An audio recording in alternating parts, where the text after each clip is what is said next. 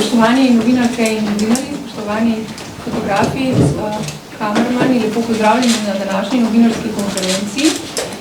Predstavili bomo stališča zdravništva do predloga zakona o prostovoljnem končanju življenja. Zakon je minuli teden romal v državni zbor. Danes pa smo na zbornici tudi dobili že prošnjo Ministrstva za zdravje, da se do zakona opredelimo, verjetno bo kaj več o tem tudi predsednica. Tako da prvi govorec je profesor dr. Ratko Komadina, predsednik Slovenskega zdravniškega društva, tako da lepo prosim za stališča do predloga zakona. Hvala lepa za besedo, lepo vas pozdravljam. Slovensko zdravniško društvo je del številne svetovne asociacije World Medical Association in kot polnopravni člani smo slovenski zdravniki zavezani slediti stališčem etične komisije Svetovnega zdravniškega združenja.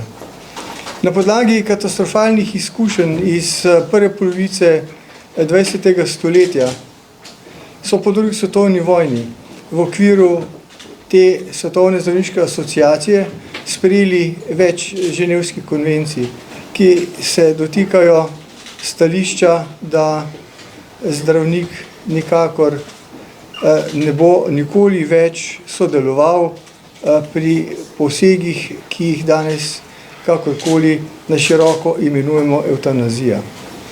Veste, da je znanost v času pred in po prvi svetovni vojni zašla na stran pot. Govorilo se je o evgeniki, govorilo se je o znanstvenih principih dorasne teorije in tako naprej, kar se je potem strašansko sprevrglo v zločinsko dejavnost v času druge svetovne vojne.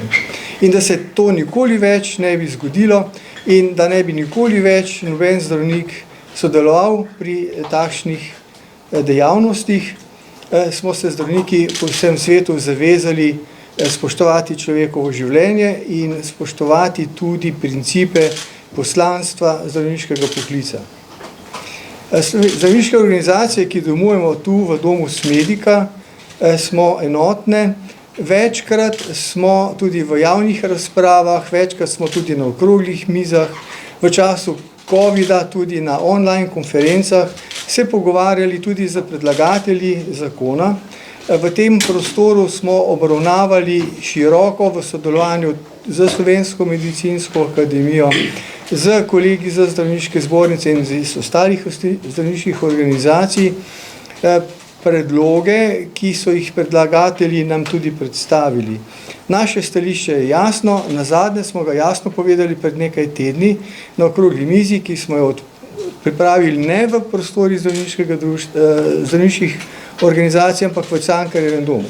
Torej, na široko smo sprejeli ta dialog in na široko povemo, da je v nasprotju z medicinsko etiko kakršnokoli sodelovanje zdravnika pri smrti, pri aktivno sodelovanje zdravnika pri smrti sočloveka. Toliko naj bo moj uvod in prosim naprej. Najlepša hvala, profesor dr. Ratko Komadina. Zdaj pa prosim profesorico dr. Bojano Bejović, predsednico zdravniške zbornice, da predstavi tudi še stališča zdravniške zbornice in zdravništva. Hvala lepa, lepo pozdravljeni in najlepša hvala za veliko udeležbo, ki upam, da ni samo odraz poletnega časa, ampak dejansko potrebe, da se v Sloveniji res temeljito pogovorimo o morebitnem sprejemanju zakona, ki tako zelo temeljno posega v človekovo življenje. Zdravniki se dobro zavedamo, da seveda nismo odločevalci pri sprejemanju takih zakonov, zato ima družba svoje demokratične mehanizme, smo pa dolžni ljudem sporočiti določene pomisleke, zaradi tega, ker seveda se ob svojem vsakodnevnem delu srečujemo z ljudmi, ki trpijo in ki se počasi od življenja poslavljajo. Tukaj bi na prvem mestu omenila naprednost zakona, ki se jo omenja in poudarja. Že profesor Komadina je omenil evgeniko, ki je veljala pred 100 leti za napredno, kasneje pa se je izkazalo, da gre za veliko zablodo človeštva. Zelo je treba biti previden, kadar se kakšno tako spremembo ocenjuje kot napredno. Potem predlagatelji zakona govorijo o avtonomiji. V bistvu o tem, kaj se bo zgodilo, ne odloča bolnik, ampak komisija, in lahko člani komisije, ki se na njegovo stanje v bistvu že zaradi svoje poklicne usposobljenosti ne spoznajo. Zakon tudi zelo, zelo široko odpira vrata za ljudi, ki bi želeli končati svoje življenje. V svojem 6. členu navaja, da lahko za postopek zaprosijo ljudje, ki so bodisi terminalno bolni ali imajo trajno bolezen, ki ima stalne ali ponavljajoče se simptome, ali pa neko drugo bolezensko stanje, za katerega ni utemeljeno pričakovati, da se bo pozdravilo oziroma da se bodo simptomi izboljšali.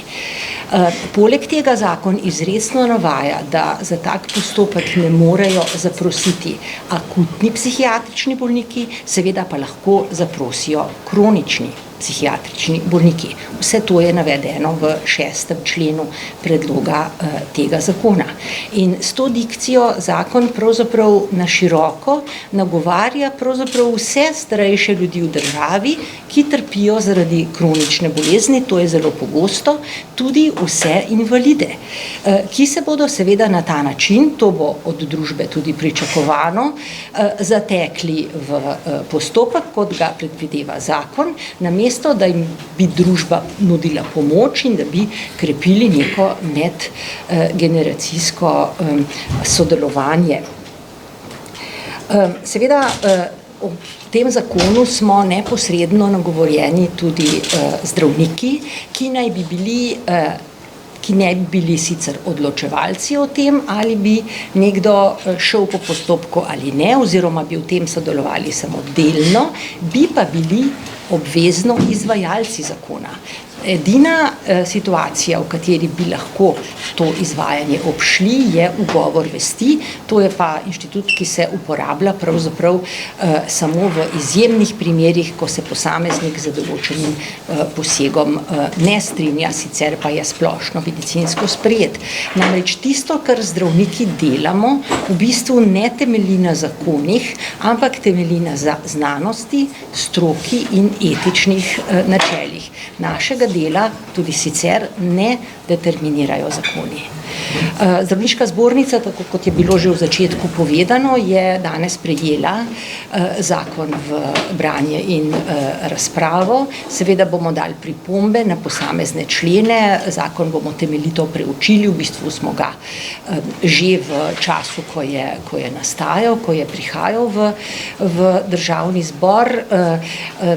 No, generalno stališče pa je, da bi bilo verjetno smiselno v situaciji, kakršno imamo v Sloveniji, ko dejansko ne moremo vsakemu človeku nuditi niti ne dolgotrajne oskrbe, niti ne v celoti paliativne oskrbe, enostavno umaknemo in nadomestimo z zakoni, ki bi izboljšali življenje ljudi, šibkejših ljudi v državi. Hvala lepa, toliko za enkrat. Najlepša hvala, profesor Bojan Bejović. In zdaj prosim doktorja Božidarja Golča, predsednika Komisije Republike Slovenije za medicinsko etiko pri Ministrstvu za zdravje, da tudi poda svoje stališče. Komisija je že kar nekaj časa nazaj jasno izrazila stališče do tega predloga, tako da vas prosim, če morda vse napovzamete in ga predstavite stališče. Gospe in gospodje, tako kot je gospa povedala, Komisija za medicinsko etiko je svoje stališče že objavila. Stališča so obrazložena, utemeljena, zakaj tako mislimo, kot je objavljeno, in vsi lahko najdete to stališče na spletni strani komisije, tako da jaz teh vsebin ne bi ponavljal.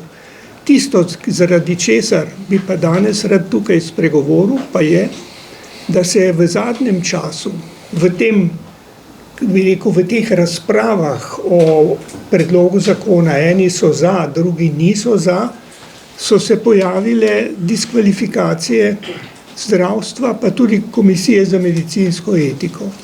Namreč, vsi veste, da zdaj je bilo rečeno, da evtanazije v Sloveniji na črno že potekajo dolgo časa in diskvalifikacije je bila deležna tudi Komisija za medicinsko etiko, in sicer da zagovarja zdravstveni paternalizem in vse to pod vplivom katekizma. Zdaj, komisija na diskvalifikacije ne bo odgovarjala z diskvalifikacijami, ampak bo še naprej imela do predlagateljev zakona korekten odnos, in naše stališče je, da naj diskvalifikacije ostanejo tistim, ki jih izrekajo.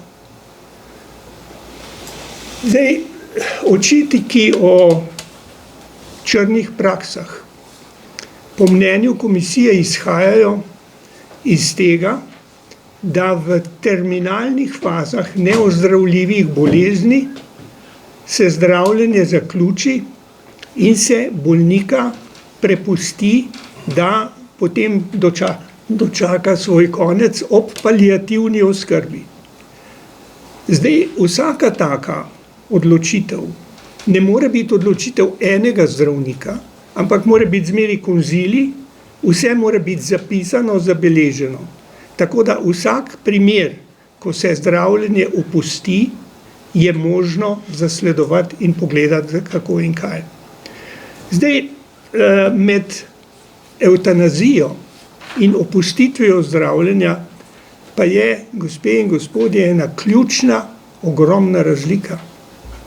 In sicer, da ko opustite zdravljenje, bolnik umre naravne smrti, pri evtanaziji ga pa usmrtite.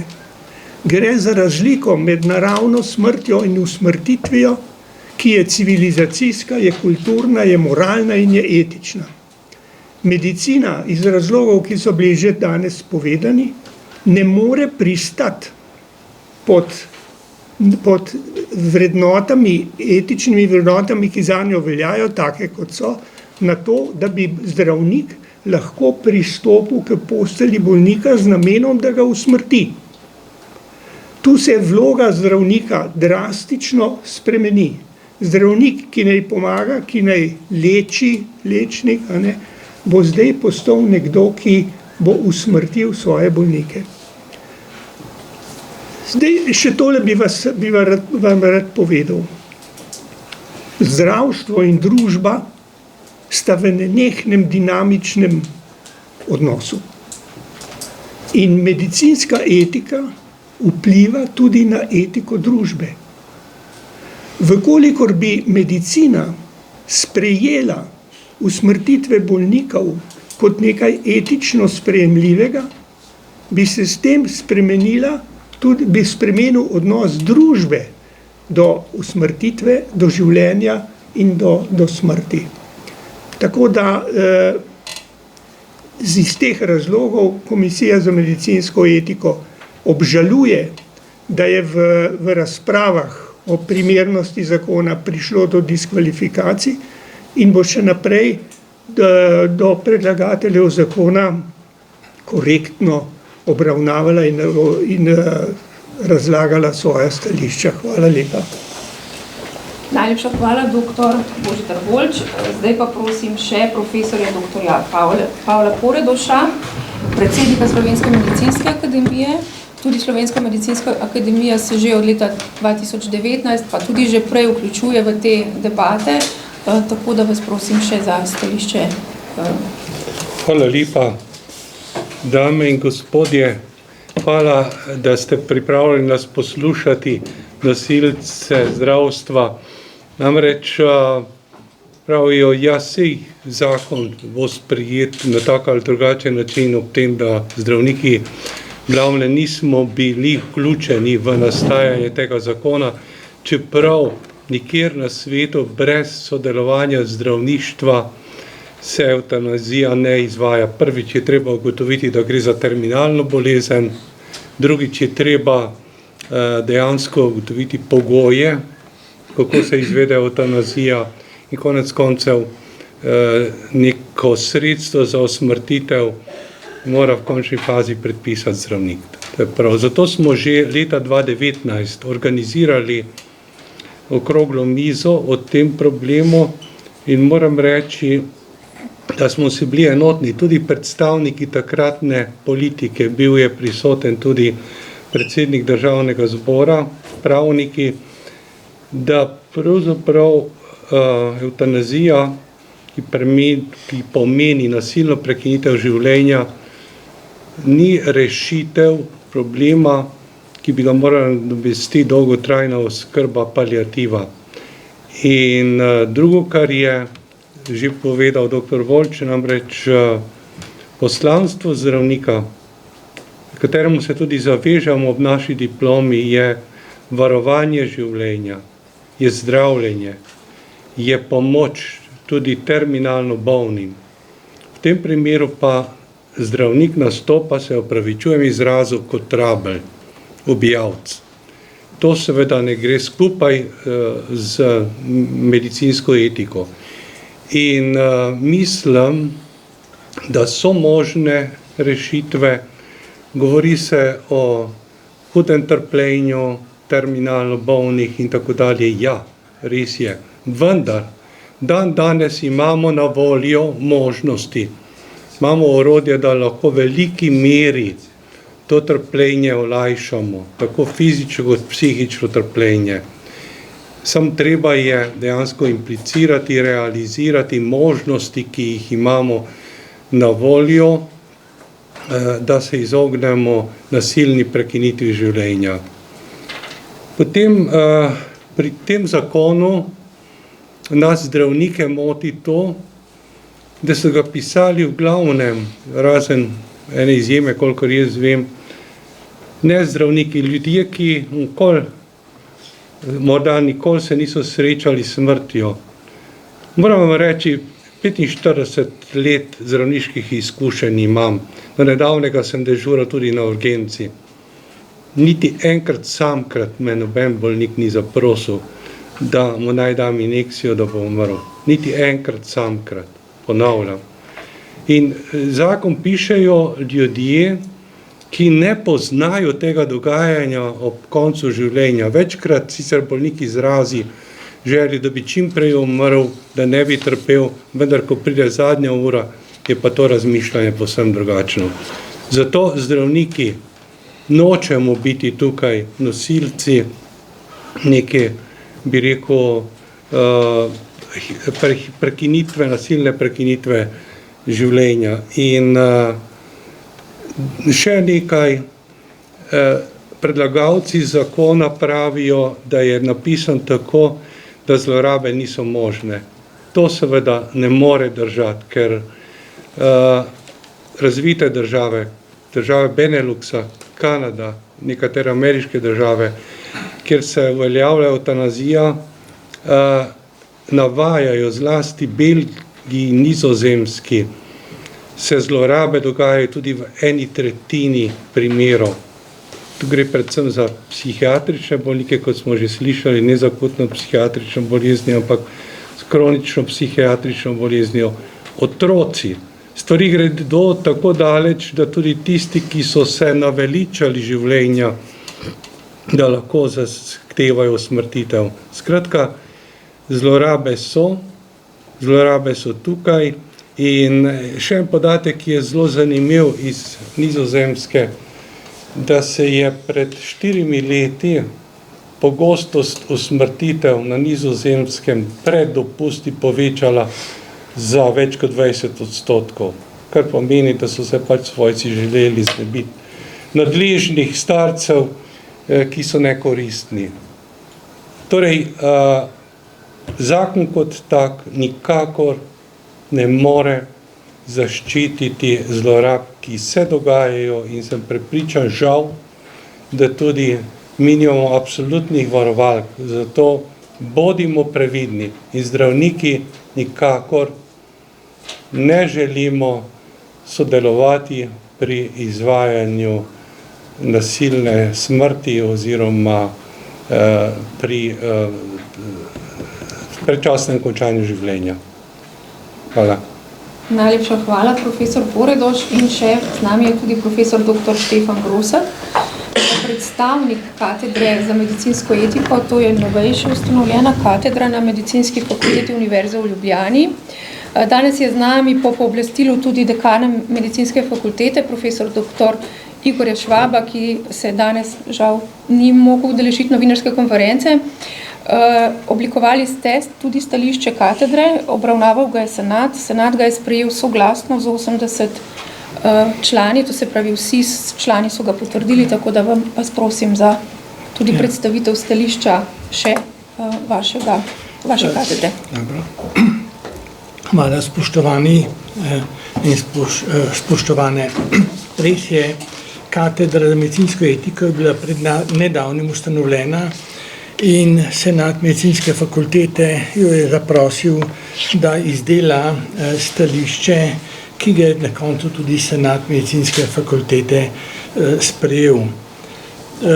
To stališče je popolnoma enako in se sklada z stališči, ki so jih dali že moji predhodniki. Ključna stvar pa je, da smo mogoče danes na eni prelomnici. Leta 1919 je bila ustanovljena medicinska fakulteta v Ljubljani, sicer še nepopolna, in že 2 leti po tistem so morali zdravniki in pravniki se boriti proti prevladujoči težnji, da bi se evtanazija uvedla tudi ne samo v nemških deželah, ampak tudi v Sloveniji na Slovenskem. 2 človeka sta bila tukaj zelo pomembna, in sicer to je bil profesor Metod Dolenc, ki je bil profesor na pravni fakulteti, in pa profesor neurologije in psihiatrije Alfred Šerko. Ona 2 sta 1921 ravno nad tem strašnim pritiskom, ki je vel tedaj iz nemških govorečih dežel tudi na naše področje, objavila članek, ali se naj da na prosto, da se sme uničiti življenje, ki postalo življenja nevredno. Samo za kratko informacijo. Profesor Šerko je bil eden izmed prvih 18 profesorjev in tudi dekan tedanje medicinske fakultete v Ljubljani, ki je dal prednost življenju, zdravljenju, ne pa aktivnemu skrajševanju življenja. Tukaj treba povedati še nekaj stvari. Ravno profesorja Dolenc in Šerko sta se postavila proti evtanaziji in to odločno nasprotovanje nam še vedno predstavlja sveti vzor. Se pravi, mi pravimo, da smo na prelomnici, 100 let se je takrat zgodilo, zgodovina se ponavlja. Sveti vzor v pravni in tudi naši zdravniški praksi, ki se je med študentje, profesorji, bodočimi zdravniki in zdravniki ostala vsaj pri večini vse do danes. Tako je profesor Šerko zapisal, etična norma, ki nam prepoveduje ubijanje, in sicer v principu ubijanje vsakega živega bitja, ni puhla fraza, ki se da iz utilitarističnih razlogov poljubno spreminjati. Jasno je, da v nadaljevanju se je to potihnilo za toliko in toliko desetletij, vendar že akademik Trontelj, še prej pa akademik Milčinski, oba izvrstna zdravnika in strokovnjaka, sta svarila pred uzakonitvijo evtanazije, in to že leta 1997 in potem 2003 v strokovnih časopisih. Naj povemo, da smo Evropejci potomci dediče grške civilizacije, njihove miselnosti, filozofije in etično moralnih razmislekov in pogledov, ki so bili skozi tisočletja vodilo pri razvoju zahodnega sveta. Tudi zdravništvo, čeprav mlado, v Sloveniji je posvojilo pred več kot 2 tisočletjema spisano Hipokratovo prisego, ki zahteva od zdravnika naslednjo prisego, da ne bom nikoli in nikdar nekomu skrajšal življenja. In kot smo že zapisali, smo to Hipokratovo prisego vnesli tudi v slovenski kodeks zdravniške etike, ki v svojem 29. členu navaja, da zdravnik zavrača evtanazijo in pomoč pri samomoru. Če zaključim, je katedra za medicinsko etiko in senat medicinske fakultete nasprotujeta sprejetju tega zakona za pomoč pri krajšanju prostovoljnem končanju življenja posameznika. Hvala. Najlepša hvala tudi profesor dr. Štefan Grosak. Zdaj pa so vsi govorci na voljo za vsa vaša vprašanja. Hvala, Televizija Slovenija. Mene pa zanima, kak je odstotek, mogoče, če ste naredili med svojim članstvom raziskavo ali anketo, koliko zdravnikov temu predlogu nasprotuje? Torej, zdravniška zbornica vključuje, se veste, po zakonu vse zdravnike. Take ankete v zadnjem času na široko nismo delali. V bistvu bi ta anketa ta hip predstavljala neke vrste zdravniški referendum za zakon, kar verjetno ni smiselno, se o tem odločajo prebivalci. Prav gotovo ne nasprotujejo vsi zdravniki. Obstaja določena polarizacija starejši in mlajši, zaradi izkušenj, srečevanja pač z trpečimi in umirajočimi, to je nekaj, kar je pričakovano.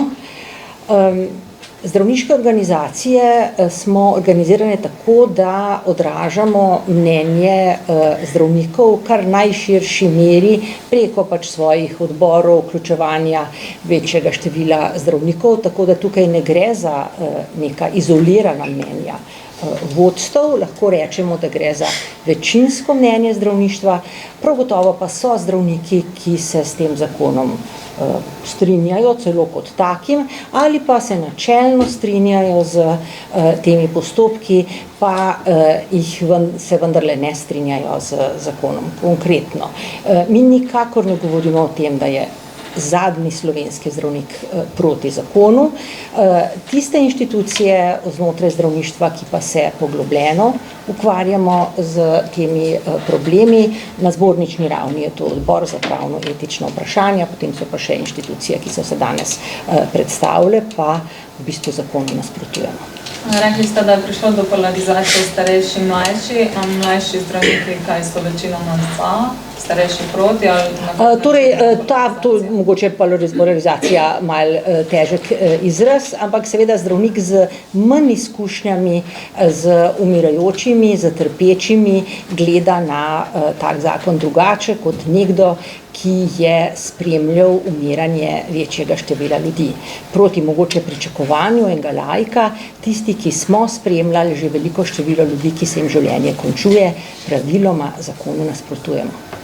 Smem jaz dodati še, je res razlika med mlajšo in starejšo generacijo, namreč kar sem v kontaktih in se pogovarjamo o tem, moji kolegi ali pa nekoliko mlajši seveda nasprotujejo zakonu kot takemu, so pa izvedli na Mariborski fakulteti eno anketo med študenti zadnjega letnika ali zadnjih 2 letnikov o tem vprašanju, in kar je bilo zelo zanimivo, na nek način tudi pretresljivo, je 1/3 študentov naj bi podprla zakon, medtem ko 2/3 sta bili proti.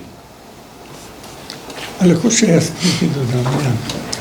Zdaj, evtanazija vedno spremlja medicino.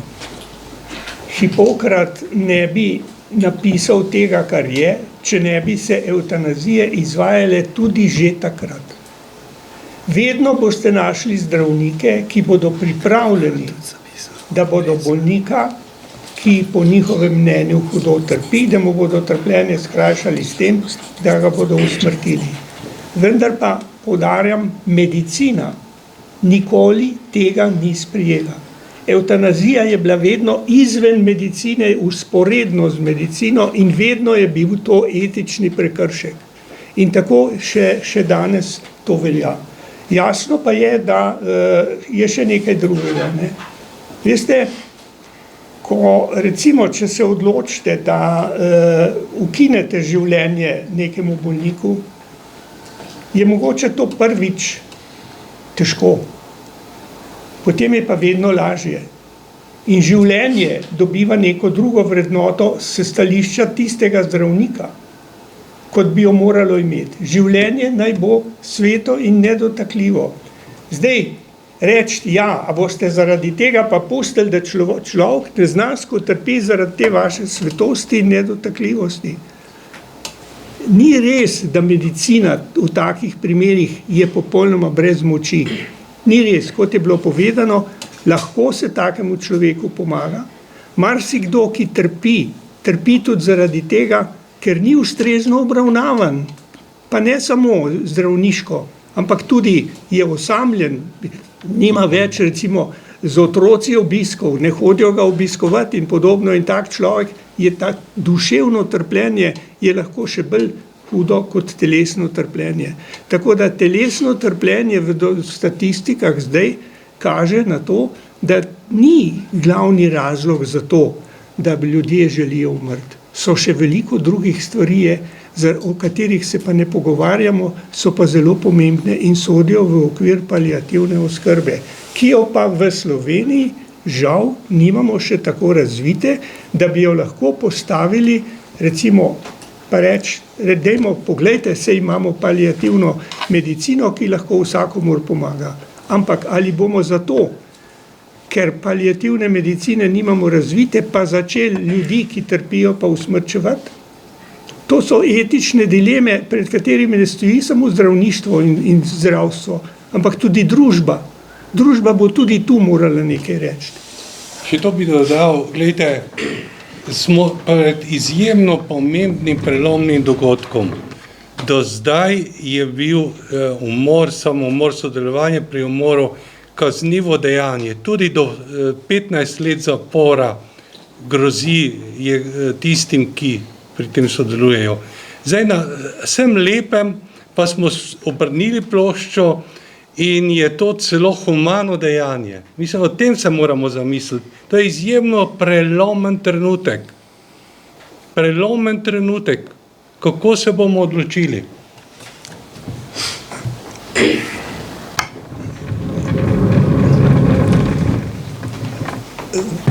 Bi tudi jaz odgovoril na vprašanje gospe. V zdravniškem društvu nismo videli nobene potrebe, da bi zdaj se preštevali v svojih vrstah ob zakonu, ki mu tako večinsko nasprotujemo.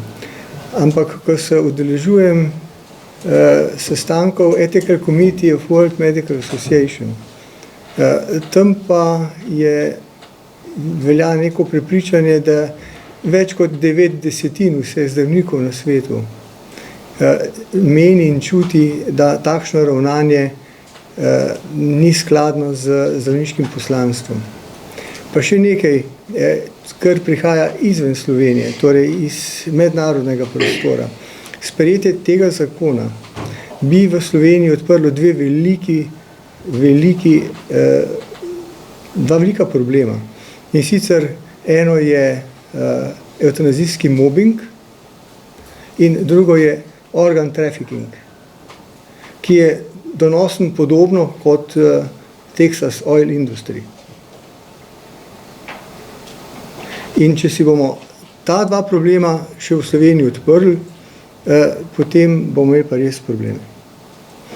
Ni treba, da se ne učimo na napakah drugih.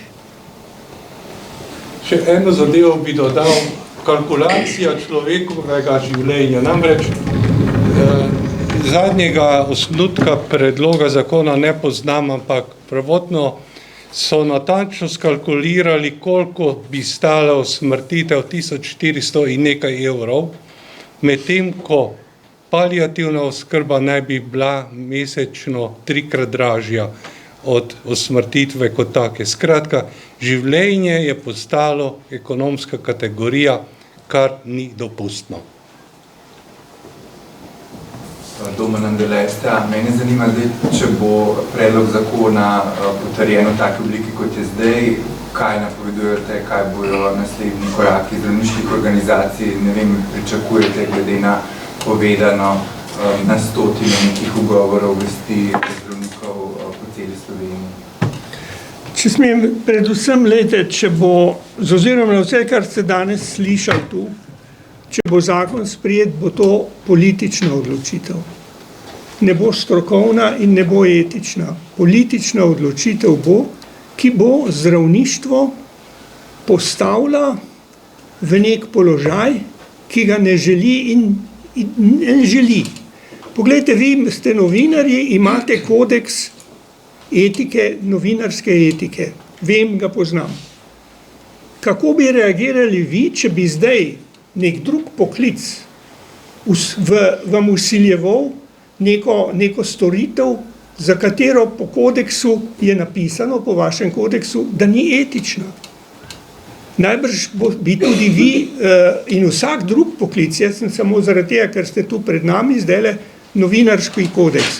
Zdaj, če bo to sprejeto, bomo prišli do paradoksne situacije. Zdravnik, ki bo pristal na to, da bo bolnike tudi bil pripravljen usmrtiti, bo delal v skladu z zakonom, ampak v nasprotju s svojo medicinsko zdravstveno etiko, za etiko svojega poklica.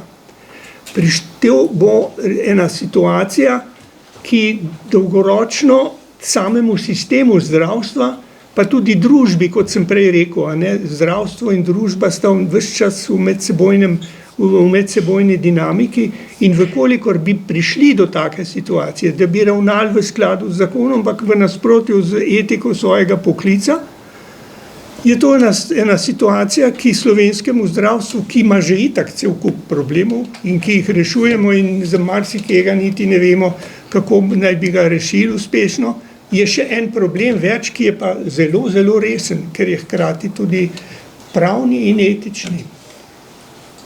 Zdaj, kako bo potem zdravništvo reagiralo, tega vam zdajle najbrž, mogoče bo predsednik ali pa vidite, ampak zagotovo pa reakcija bo. To ne moramo pa zdajle povedati, kako.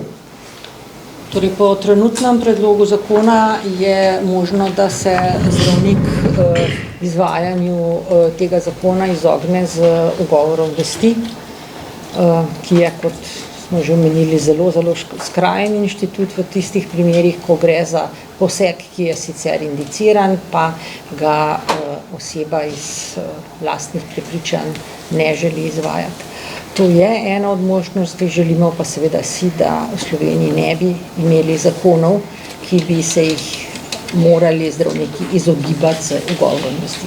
Če to ne bi dodal, v prvi verziji zakona je bilo zapisano, da če zdravnik uveljavlja ugovor vesti, da v tem primeru mora najti nadomestnega zdravnika. Skratka, jaz te ne bom ubil, bom pa našel objavca. Kje je tukaj zdaj morala, kje je tukaj etika?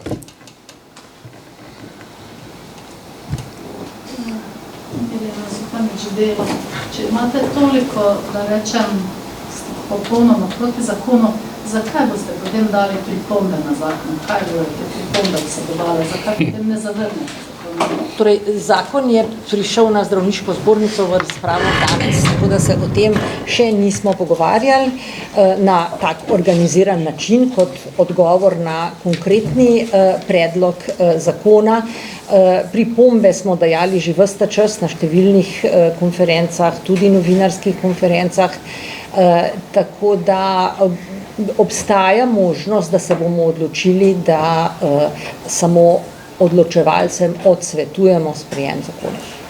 Pa še, kar se tiče te legitimitete naših stališč, Oktobra 2022 je Kongres Slovenskega zdravniškega društva kot pač najvišji organ sprejel deklaracijo, ki se je opredelila tako do teh namenov predlagateljev zakona, kot nasplošno do teh vprašanj evtanazije.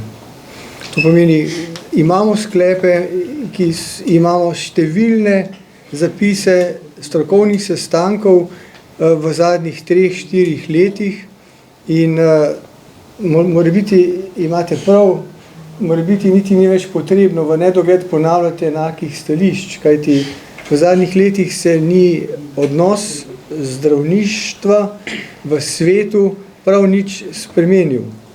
Te posamične države v svetu, ki vsaka na svoj način skuša zaobiti te dileme, ki so zlasti predstavili kolegi, ki se ukvarjajo z etiko in deontologijo našega poklica. Vsak skuša na svoj rokohitrski način nekaj zaobiti in hkrati vse te države razlagajo, kako je a priori evtanazija pri njih prepovedana, samo v določenih primerih pa se lahko pogovarjajo na tak ali drugačen način in kljub temu v teh državah naraščajo te stranski nezaželeni produkti, o katerih sem prej upozoril. Evtanazijski mobbing, ki poglablja medgeneracijsko vrzel v vseh družbah od daljnega vzhoda do zahoda in seveda v ozadju so še strašanski finančni interesi in zlorabe zlasti psihiatričnih bolnikov. Če smem odgovoriti na vaše vprašanje. Namreč vsak zakon, ki pride, predlog zakona, pride z namenom, da se do njega opredeli. Opredelijo se vsi tisti, ki s tistim stroko, ki jo zakon recimo predlaga, da nekaj o tem povedo. Vkolikor bi, namreč tu ne gre samo zdaj za odnos med predlagatelji zakona in med zdravništvom, tu imamo še družbo, gospa Zupanič, ki mora pa zvedeti, zakaj zdravniki smo proti. Najslabše bi bilo, če bi molčali, zaradi tega, ker imamo itak, ker bi se to razlagalo z indolenco stroke in zdravništva do samega zakona in če je temu tako, potem pač nikdo ne nasprotuje temu zakonu in na ta način mislim, da ne bi bilo prav, če bi ne povedali tistega, kar mislimo, da je povedati treba. Namreč gre tudi za neke vrste, zdaj, ko govorimo o kulturi družbe, lahko govorimo o kulturi družbe, ki jo zagovarjajo predlagatelji zakona, lahko govorimo o kulturi družbi, v kakršni zaenkrat še vedno živimo. Tu gre za bistveno spremembo, o kateri sem prej govoril, in je nemogoče, da bi stroka, ki bi bila ranjena s tem zakonom, če bi bil sprejet, ne če bi molčala. Ja, mogoče bi jaz samo dopolnila svoj odgovor, namreč ne gre samo za stališče, da zakon zavračamo, ampak se nam zdi pomembno, čutimo se dolžni zaradi pač poznavanja področja, da ljudem sporočimo svoje stališča tudi o posameznih delih zakona in s tem pač povečamo, razširimo javno razpravo, ki je izjemno pomembna ob tako bistveni spremembi, ki jo zakon predlaga. Miška Mlinarič, večer. Sam še trenutek, profesor dr. Grosek bo še repliciral, potem pa takoj Miška Mlinarič. To, kar je, glejte, tle obstaja kljub temu še ustavno-pravni problem, tako smo si ga mi zagledali, kajti naša ustava v 17. členu govori o nedotakljivosti človekovega življenja in sicer, da je človekovo življenje nedotakljivo in da v Sloveniji ni smrtne kazni. In to, kar bi mi delali evtanazija, je to v bistvu nekoga obsodno smrtne kazen. Zdaj imamo pa tudi tretji odstavek 15. člena, uresničevanje in omejevanje pravic. Piše dalje, da so človekove pravice in temeljne svoboščine omejene samo s pravicami drugih in v primerih, ki jih določa ta ustava. Skratka, člen 15 in 17 In če bi bilo vsako sprejemanje in izvajanje tega zakona o pomoči pri prostovoljnem končanju življenja neustavno, tako smo, ko smo brali ustavo in ko smo gledali, kaj bi mi s tem naredili. Toliko sem hotel dodati. Zdaj pa Urška Mlinarič večer. Urška Mlinarič večer. Gospa Belovič, vi ste rekli, da bi bilo najbolje, da se zakon umakne.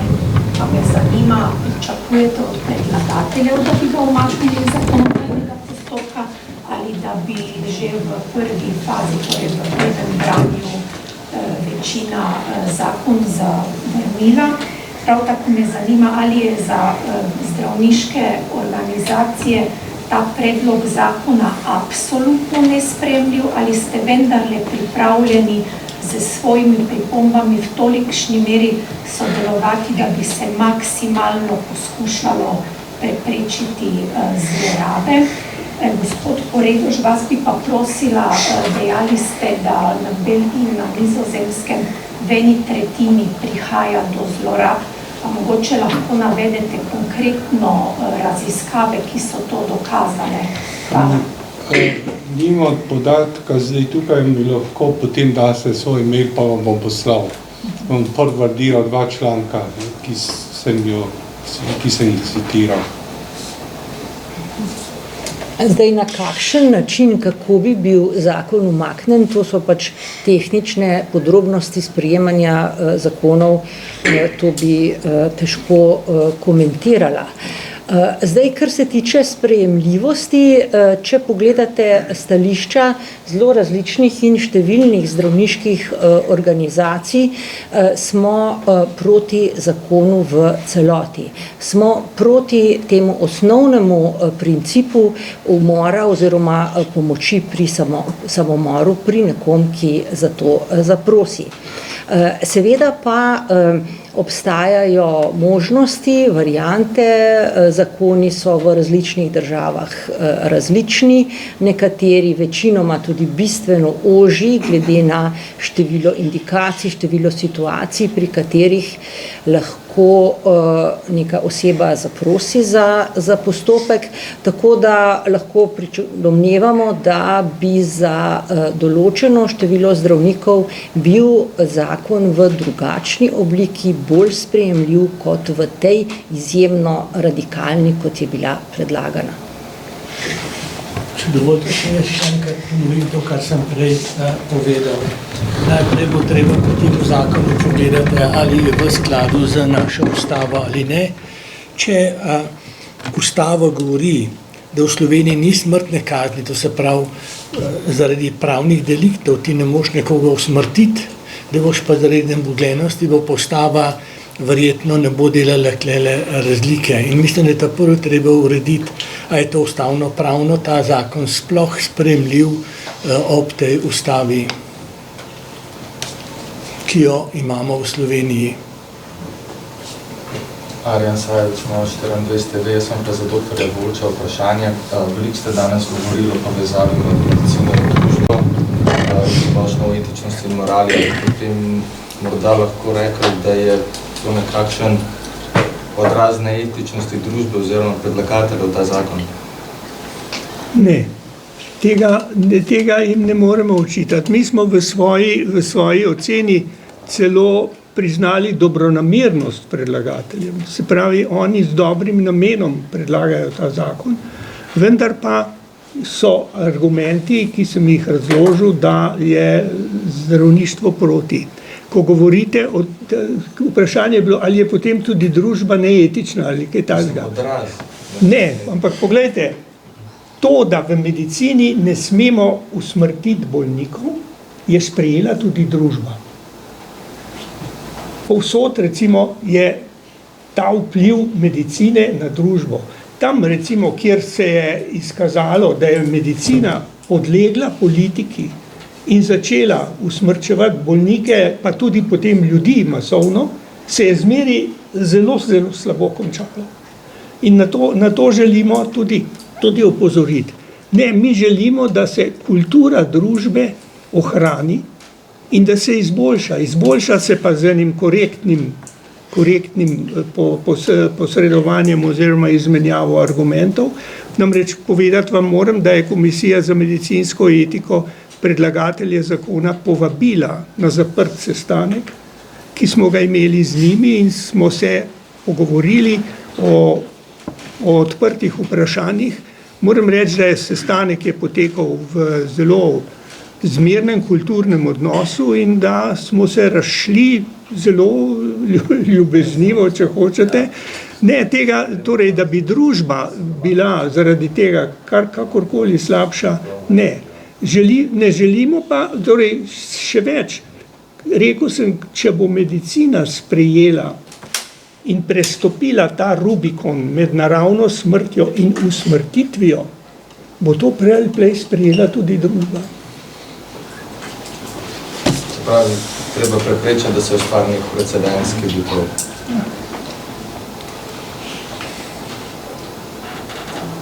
Da bom po televiziji imela za gospod Bejović vprašanje, sicer za kolega, ki je malo off topic, ampak zanima me vaš komentar v bistvu tega, da je zdaj predsednik vlade prevzel ministrstvo za zdravje in da očitno pač nima novega ministra. Kaj pravite na to? Pa zanima me še, kaj menite o tej izjavi, ideji gospoda Breclja, da bi bilo bolje, da naslednji minister ne bi bil zdravnik. To je res off topic, ampak seveda nekdo mora v tem času, ko se išče novega ministra, prevzeti to funkcijo. Skratka, tukaj, to ni prvič in to težko kakorkoli komentiramo, to so pač stvari, kako funkcionira vlada. Zdaj, to, da ni zdravnik, je pravzaprav nepomembno oziroma mogoče, predvsem je pomembno to, da ministrsko funkcijo prevzame nekdo, ki se na zdravstvene sisteme spozna. In v tujini, kjer je nabor takih ljudi večji, so to ljudje, ki so mogoče v osnovi študirali medicino ali pa sploh ne, pa so potem svoje znanje nadgradili pač s temi znanji o organizaciji in upravljanju zdravstvenih sistemov. V Sloveniji ljudi, ki se spoznajo na zdravstveni sistem, so razmerno malo, tako da bo treba pač iskati med njimi, verjetno ne glede na to, ali je to zdravnik ali ne, če se bo pač izkazalo, da je nekdo motiviran za to delo in ima znanje in bi lahko to funkcijo prevzel. Seveda imamo serijo zaporedno zdravnikov, ki so zelo hitro zaključili mandat, kar govori seveda v prid temu, da mogoče bi bilo bolje, da to trenutno ni zdravnik. So še kakšno vprašanje? Če ne, potem bi se najlepše zahvalila vsem, ki ste se udeležili novinarske konference in seveda vsem današnjim govorcem za res izčrpna pojasnila. Tako da želimo si, da o tem se čim bolj obveščate javnost. Tako da najlepša hvala za danes.